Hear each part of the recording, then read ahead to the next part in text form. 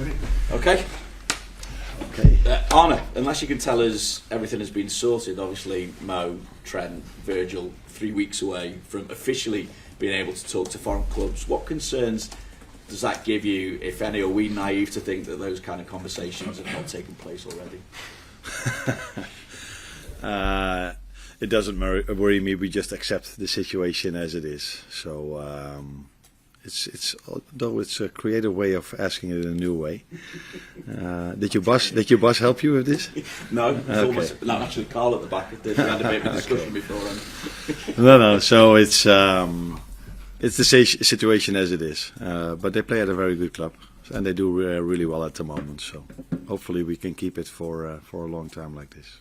Well, my numbers in particular, and I'm looking at them, 4 goals in his last 3 games, 7 in his last 6, 16 goals for the season in 22, and in the Premier League it's 13 goals and 8 assists in 14 games. So when you're working with a player like that, be it when you were a player yourself or as a coach, where does he rank amongst the best that you've worked with? And in general, working really hard for the team when we don't have the ball. That is something that was not on your list, but what is really important for us as a team as well. So, I work with a lot of quality players over here, and Mo is definitely one of them. But he's also one of the ones that should score goals, like the other attackers that we have. So, he is also part of the fact why we keep as many clean sheets as we do, because we defend with 11 and we attack with 11, and he is one of the ones that is the end product of one of our attacks, and he's doing that really well for years in a row already for Liverpool, and let's hope he can continue doing that in the upcoming weeks as well. You spoke about your disappointment of the overall performance in midweek, but at the same time, what satisfaction are you taking from the fact that when you're not at your best, you were still able to churn out those kind of results? If we wouldn't have conceded the amount of chances we conceded, I think I would have put a bit more positives about it. Now we also relied on our goalkeeper. So if you don't play well, but you hardly concede anything, that is still a very positive thing. There were also a few positives to take. The amount of shots we blocked. We defended some situations a bit better or different than we did against Newcastle. And the second half performance was already better than the first half. We controlled the game much better than the first half. But if we wanna, if a game is not that good, you can't concede the amount of opportunities we gave away in the first half. And with opportunity, I also mean the amount of times they could just go over our midfield and just keep on running till our 18-yard box. And that will, if you play against even better teams, will harm you at a certain moment. Serve as a kick up the backside, even though you might not necessarily need one. I don't think we need one, because these players have been outstanding in every single game. This wasn't our best performance, but it was still good enough to win a Champions League away game. We're going to face Fulham now, which have done really well till now this season, and we should have a much better performance against them than we had against Girona to be able to get a result. They've taken quite a few points off some of the top sides recently. Fulham, just how dangerous a prospect are they, do you think?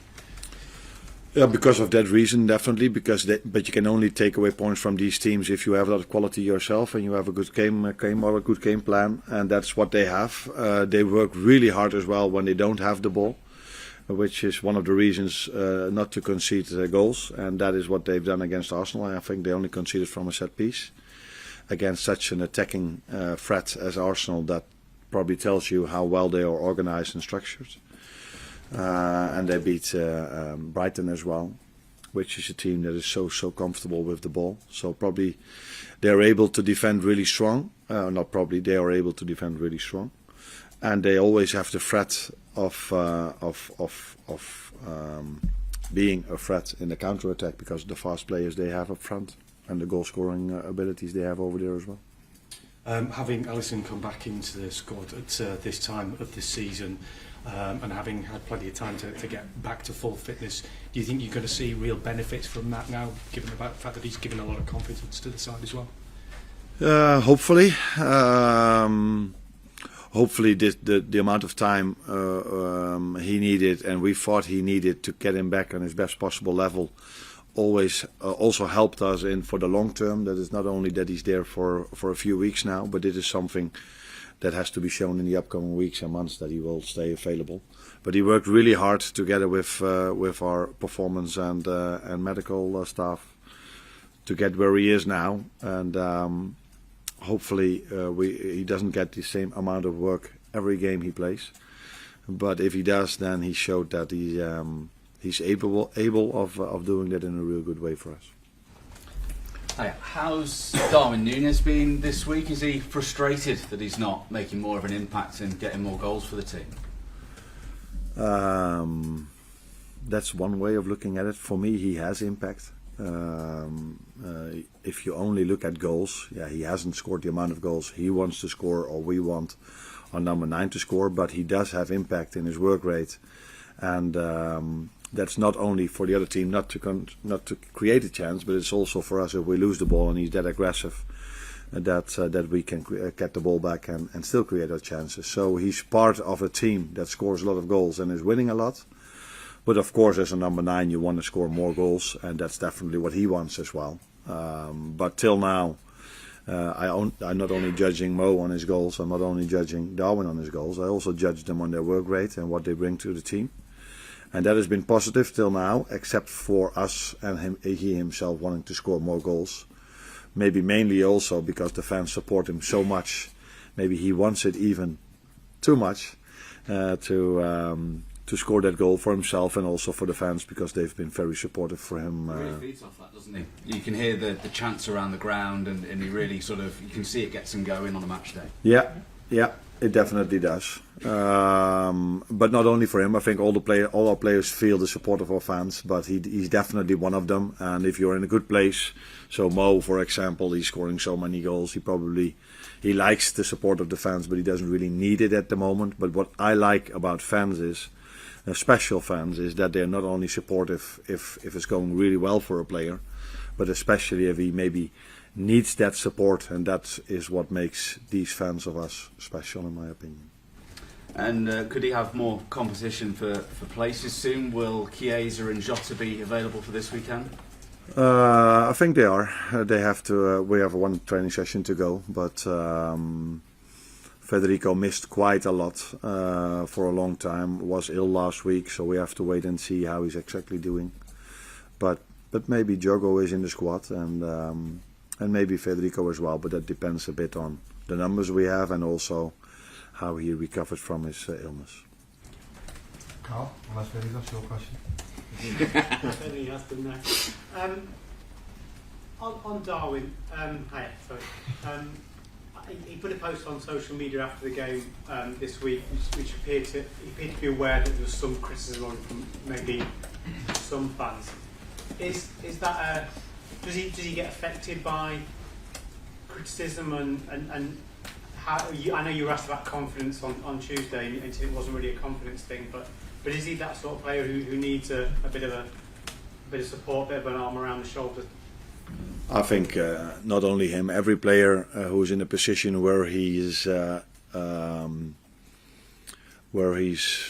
we all saw that it did something with him, that he missed the chances last Wednesday. Was it Wednesday that we played? Tuesday.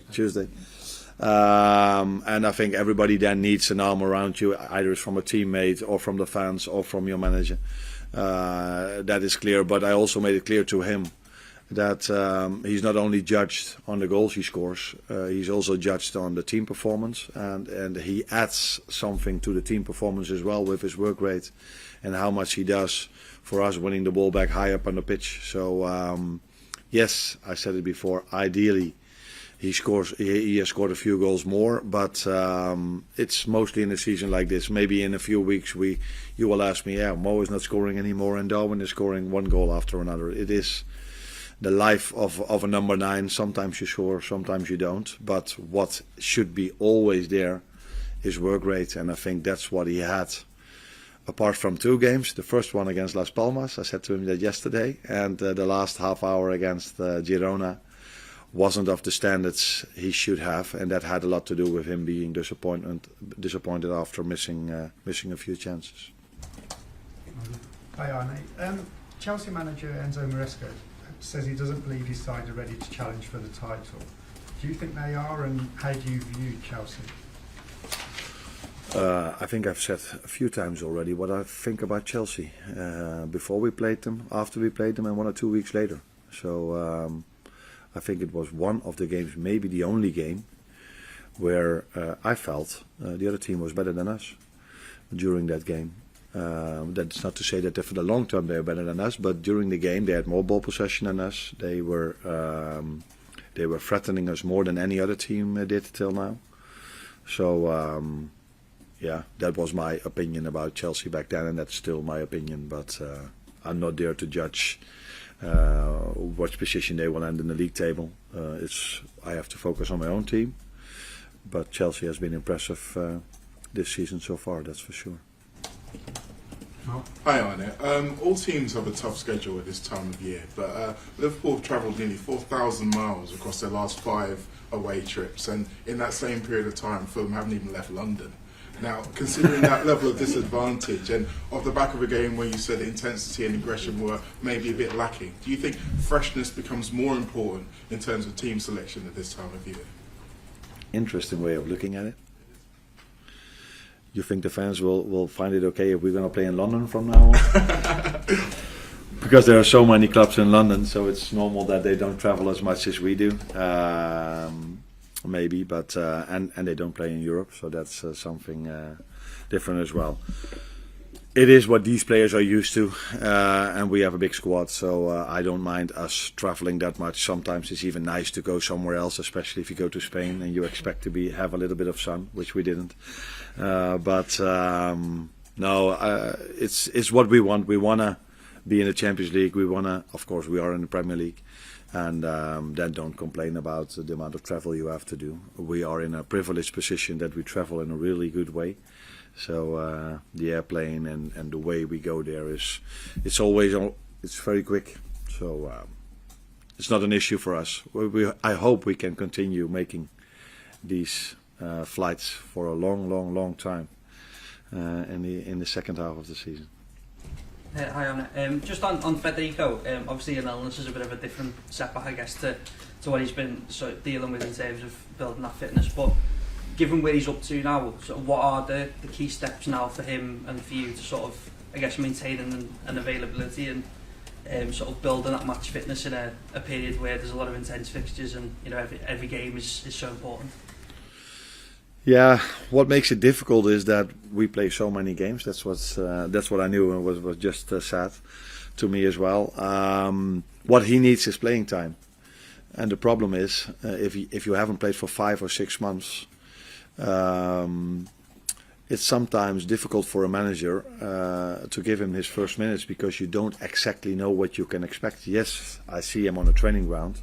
But ideally, you see him in a friendly during the week, or you see him in an under-21 game or something like this.